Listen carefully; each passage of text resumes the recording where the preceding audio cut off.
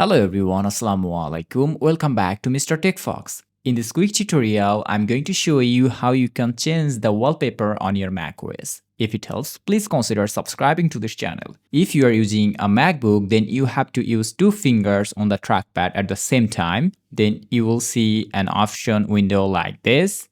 And from here, you have to choose change wallpaper.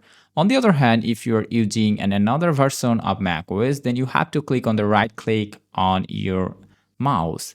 Then choose change wallpaper.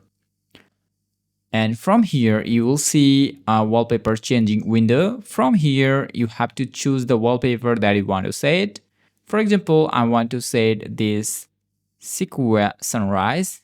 Here you can see that the wallpaper has been changed instantly. And now I want to go back to my previous wallpaper. I'm clicking on here and that's it. That's pretty cool, pretty simple. You know how to change a wallpaper on macOS in a very simple way. Thanks for watching. Allah Hafiz.